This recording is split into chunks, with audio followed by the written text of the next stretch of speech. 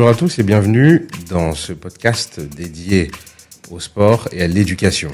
Aujourd'hui, nous avons le plaisir d'accueillir une société innovante qui se positionne comme un futur pilier dans le domaine des prestations dans le milieu sportif sur le continent africain. Au cours de cette interview, nous allons donc plonger dans leur vision, leurs défis, les initiatives qu'ils mettent au quotidien pour faire briller les jeunes talents africains sur la scène mondiale.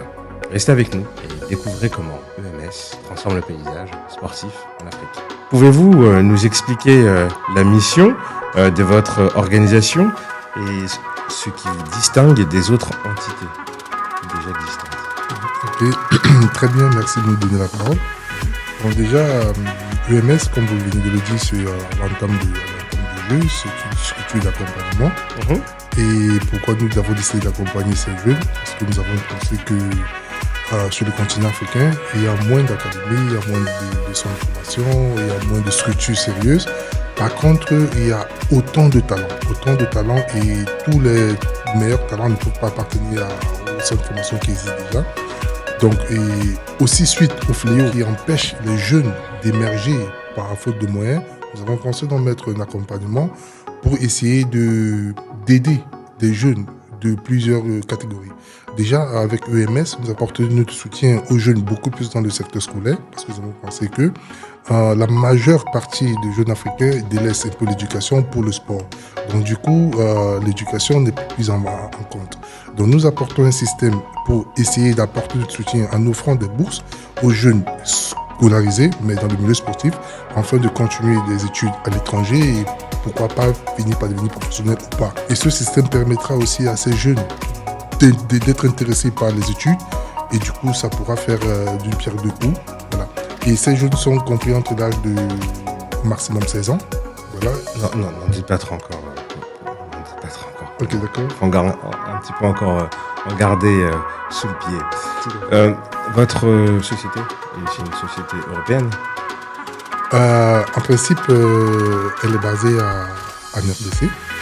Mais par contre, les personnes qui travaillent, qui réfléchissent, sont beaucoup plus en Europe. Alors, quel type de programme proposez-vous dans l'accompagnement de ces jeunes et comment ces programmes ils s'adaptent aux besoins spécifiques de ces jeunes talents? Oui, tout à l'heure, là, je vous ai dit que nous avons des différents projets répartis en plusieurs catégories d'âge. Là, pour les jeunes de moins de 16 ans, nous n'organisons aucun événement, mais nous accompagnons les fédérations, notamment la fédération congolaise, en détectant par nos spécialistes sur place les meilleurs que nous allons encadrer sur une période et les meilleurs parmi eux pour en bénéficier des bourses. Et dans ce programme, nous espérons collaborer avec des structures étrangères, des collectivités, de parfaire leur éducation et de leur donner des ouvertures. Et également, dans le projet qui concerne des jeunes de plus de 17 ans, nous avons ce qu'on appelle l'accompagnement rapproché. C'est un système qui permet aux jeunes de venir chez nous et de solliciter nos services. Nous leur apportons donc cette expertise, que ce soit sur le plan éducatif ou à leur niveau. Et une fois que c'est fait, comme ça, là, nous avons des périodes de 6 mois. Et une fois que l'enfant brille, nous pouvons lui présenter des ouvertures, que ce soit sur le plan national ou sur le plan international. Pour ceux qui ne sont pas scolarisés, nous les accompagnons par des formations soit informatiques, soit un métier professionnel, voilà, afin de les permettre de réussir en cas où le football n'a pas mal. Alors, justement, comment vous identifiez ces jeunes qui sont présents et comment faites-vous votre sélection pour pouvoir intégrer EMS? C'est-à-dire comment on fait si demain, moi j'ai mon enfant qui souhaite intégrer EMS, qu'est-ce qu'il doit faire? Est-ce qu'il doit connaître quelqu'un? Est-ce qu'il y a un endroit où il peut se rendre pour pouvoir être inscrit? Comment ça se passe? Oui, effectivement, nous avons un siège, nous avons un bureau et nous avons une commune qui se situe en ville, à la Gombe, voilà, en pleine centre-ville de Kinshasa. Voilà, et ici, là, nous avons un service de com qui lance la com partout et les enfants soit sur nos réseaux, sur nos pages Facebook ou alors par intermédiaire de quelqu'un, il apprend à parler de nous, il se dirige vers nous. Et là, quand il vient, puisque les enfants ne connaissent pas le niveau de ces enfants, mais quand il vient, il procède comme nous sommes une société, par une inscription. avec des dossiers qu'on leur demande. Et là, ils passent par un diagnostic de niveau. Ce diagnostic est offert par nos experts, par des entraîneurs qualifiés, voilà, et en partenariat avec la direction technique nationale. Une fois que le diagnostic est fait, là, on peut dénicher la vraie valeur de l'enfant. Et quand on connaît la vraie valeur de l'enfant, on lui administre maintenant un accompagnement par rapport relatif à ses faiblesses et à ses forces. Et est-ce que vous pouvez nous partager peut-être un jeune en particulier, si je vous dis, je vous demande un jeune qui vous a potentiellement marqué et avec lequel vous avez le début d'une très belle aventure? Je ne dirais pas un seul jeune. Nous avons ciblé déjà une quinzaine de jeunes qui actuellement sont déjà en train de préparer pour des éventuelles pistes. Voilà, mais ce sont ces jeunes pour la plupart qui n'ont peut-être pas une formation de base, mais qui ont des qualités. Et que nous formation footballistique, footballistique, parce que notre priorité c'est d'abord le football. Après on essaie de s'adapter à l'éducation au fur et à mesure. Voilà. Et du coup nous avons donc ces jeunes qui poursuivent là maintenant et on les appelle les jeunes de la promotion. Ils poursuivent un entraînement spécifique par des entraîneurs qualifiés. Et là, parmi eux, nous espérons qu'il y aura d'autres qui pourront déjà voir essayer avec le club professionnel. Et en Europe, on peut aussi, ce sont pour la plupart des jeunes qui n'ont pas joué la Ligue 1, mais qui sont talentueux, parce que c'est pas tout le monde qui a la possibilité de jouer la Ligue 1. Donc pour ces jeunes, il y aura d'autres qui vont intégrer des clubs de Ligue 1, qu'on va continuer à suivre, et peut-être d'autres vont être intéressés par des agents à l'étranger. D'accord. Mais alors, pour réaliser ce faramineux projet dans un pays, enfin du moins dans un continent aussi jeune et qui attend et qui a besoin de ça en Afrique, je suppose que vous ne pouvez pas être seul. Oui, on ne peut pas être seul. Déjà, ce qui est sûr, c'est que nous avons demandé le soutien du Conseil national de la jeunesse, parce qu'on ne peut pas faire ce projet, vu qu'on parle de l'éducation, on parle de jeunesse, on parle de sport, donc on était obligé de solliciter le soutien de William Okambila, qui d'ailleurs même a beaucoup apprécié la visiter nos bureaux, qui est le président du Conseil national des jeunes, et qui nous encourage de ce que nous faisons. Donc, et à côté de lui, il nous fallait un partenaire financier, un partenaire qui peut nous accompagner. Nous avons eu comment je vais dire, la grâce, quoi. Je parle d'une grâce, de rencontrer M. Yannick Mouawa, qui est entrepreneur et qui s'est manifesté parce que d'abord c'est un ambitieux et qui nous accompagne de par ses structures sur la réalisation de tout ce que nous faisons. Monsieur Mouawa, enchanté. Enchanté. Ravi d'être présent à vos côtés. Plaisir de partager. Alors, effectivement, quelle belle présentation de la part du président et fondateur de l'EMS. Et c'est vous, effectivement, qui l'accompagnez quotidiennement dans ce projet. Alors, parlez-nous très brièvement de vous, de ce que vous venez. Et puis, je suppose que ce nom n'est pas inconnu du grand public. Merci beaucoup. Moi, c'est Yannick Mouawa. Je suis un jeune, je dirais, entrepreneur. Je suis dans le domaine des banques. Je suis dans le domaine de la panification aussi. C'est une boulangerie à Kinshasa. Je suis aussi dans le domaine de l'événementiel. Mais ce qui m'a poussé à travailler avec EMS, je pense que c'est l'amour que j'ai pour le sport en général et pour le football en particulier. Je sais que je suis fils d'un ancien joueur de la RDC, champion d'Afrique aussi. Il a joué à Charleroi, il a joué à DSNP, il a été entraîneur de DSNP aussi. Donc c'est un nom que beaucoup de gens connaissent, Monsieur Ignace Mouawa, que je salue en passant. Je pense que c'est grâce à lui que que je salue en passant. Voilà, donc c'est grâce à lui que je pense que j'ai eu cet amour du football. Et il faut dire aussi qu'en étant jeune, j'ai eu à jouer. Je pense que je jouais quand même très bien. Mais ce que je n'ai pas eu, c'est d'avoir des structures qui pouvaient nous accompagner à l'époque.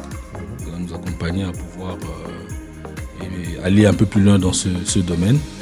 Et c'est ce que moi, j'ai décidé de faire aujourd'hui. C'est-à-dire cette chance que je n'ai pas eue, de voir dans quelle mesure donner à ces jeunes, parce qu'ils sont nombreux dans notre pays, à Kinshasa, qui ont besoin de cet accompagnement, qui ont besoin de ce soutien. Je pense que c'est de là que part ma motivation.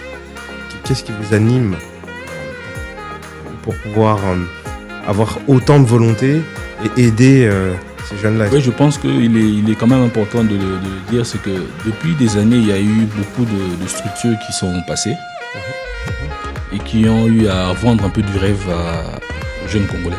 Et beaucoup de jeunes ont été tentés Et nous savons ce qui s'est passé. Ils se retrouvent dans un pays de l'Afrique de l'Europe de l'Est, ils ne savent plus à quel sens se vouer. Et pour beaucoup, la vie était devenue un peu difficile. Et lorsque j'ai eu à rencontrer EMS, j'ai senti dans EMS une certaine organisation. Bien sûr, après, il y a ce besoin de lucre qui vient après. Mais au départ, j'ai senti qu'il y avait cet amour-là, cette volonté de pouvoir aider. Et c'est pour ça que j'ai eu à accepter d'accompagner cette structure. Comme on le dit, le Congo, c'est un peu le Brésil d'Afrique. Il y a beaucoup de talents. Mais dans le monde du football aujourd'hui, les talents ne suffisent pas. Il y a tout ce qu'il y a comme organisation derrière. Lorsque ce n'est pas bien fait, et on le voit aujourd'hui, il y a beaucoup de talents qui finissent par des organisations, une organisation sérieuse, des structures qui peuvent réellement accompagner les jeunes. Et voilà pourquoi j'ai toujours apprécié ce premier terme qui lie EMS, c'est l'accompagnement. Et cet accompagnement ne se fait pas seulement dans le monde du football, mais ça va au-delà du monde du football parce qu'il faudrait former l'homme dans toute sa personne. Donc il y a ce côté sportif, il y a le côté humain, il y a le côté éducationnel et il y a aussi le côté émotionnel. Donc tout ça est pris en compte. Est-ce que dans votre sillage, vous attirez peut-être d'autres entrepreneurs à vouloir investir sur ce type d'initiative pour justement créer cette dynamique, même nationale, j'ai envie de dire, pour justement valoriser le travail? Je pense que c'est même ça l'objectif que nous poursuivons. C'est vrai qu'actuellement, les gens observent un peu ce que nous faisons. Ils attendent du résultat, parce qu'ils nous mettent aussi un peu à l'épreuve, sans le savoir. Ils attendent de voir ce que nous apportons. Et il y a une équipe de la RDC, une équipe connue, qui était de passage et il disait non mais ça commence toujours comme ça. Donc il y a un peu tous ces stigmates-là qui sont dans la tête des gens. Donc du coup ils attendent de voir du résultat. J'ai des collègues, des amis, lorsqu'ils me rencontrent, ils me disent non mais Yannick, félicitations, vas-y, mais on attend voir ce que ça va donner et peut-être si on sent que c'est bon, on pourra te suivre.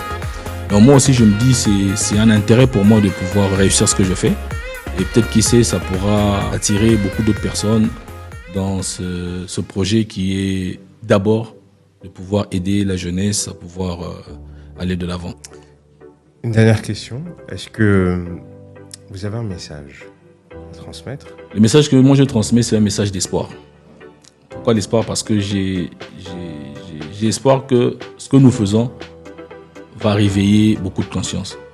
Le Congo, c'est un grand pays. Kinshasa, nous sommes près de 15 millions d'habitants. Congo tout entier, c'est près de 100 à 120 millions d'habitants. Et là, nous ne sommes que dans une partie de Kinshasa.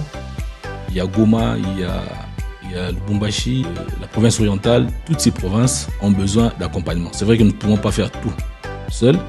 Et c'est là où j'en appelle aux hommes de bonne volonté, à toutes ces personnes qui sont animées de cette envie de pouvoir aider, de pouvoir nous accompagner, de venir. Nous sommes là, nous travaillons, et nous avons besoin d'autres mains. Donc venez ensemble, je pense que si nous travaillons la main dans la main, nous pourrons atteindre cet objectif de pouvoir réellement accompagner la jeunesse de notre pays. Le plaisir, le plaisir, Monsieur Titi, d'avoir qui est présent aujourd'hui, qui souhaitait aujourd'hui apporter un petit mot. Merci de votre présence, Monsieur Tiki. C'est un immense plaisir d'être avec vous. Oui, c'est extrêmement important que vous êtes un grand acteur économique, vous êtes un exemple pour la jeunesse africaine, et étant donné que vous les accompagnez quotidiennement dans leurs projets locaux, internationaux, et vous tentez de bâtir des ponts entre l'offre et la demande. C'est bien ça. En effet, moi je suis très très heureux d'être ici.